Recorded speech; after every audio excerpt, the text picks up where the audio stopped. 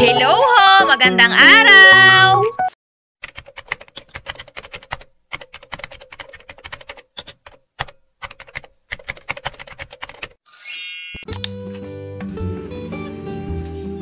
Welcome back sa mini vlog ng marupok sa Shopee at mahilig sa add to cart kahit walang budget.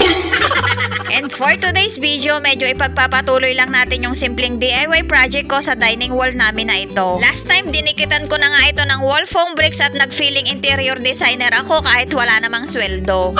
At ngayon, dadagdagan natin ng artificial leaves dito para kunwari may garden sa loob ng bahay namin kahit ang totoo wala nga ako kahit lupa sa paso. Labahin, marami. Mga may hindi natin kailangan palagi ng kontraktor para mapaganda ang bahay natin. Minsan sapat na ang foam bricks, sticker, artificial leaves at tiwala sa sarili.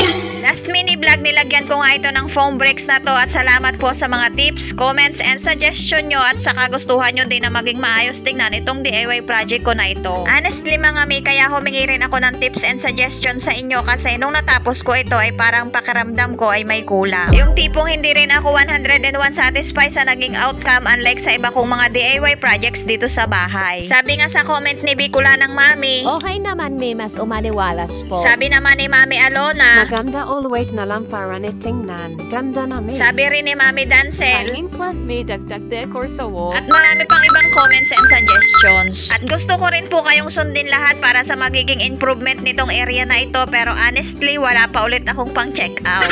Kaya ito na lang munang natitira kong artificial leaves ang sinubukan kong ilagay dito. Wala din akong nabiling glue sticks kaya ito na lang tape muna ang ginamit ko dito na pandikit. Kapag nakalabas na lang siguro ako or namili, saka ko na lang isasabay. Alam nyo mga may, minsan kailangan lang natin ng kaunting pagbabago sa paligid para ma-refresh ang isip natin. Bilang nanay, minsan nakakalimutan na natin ang sarili natin. Puro tayo yung anak natin, asawa natin, mga labahin, yung mga lutuin at paulit-ulit na mga gawain.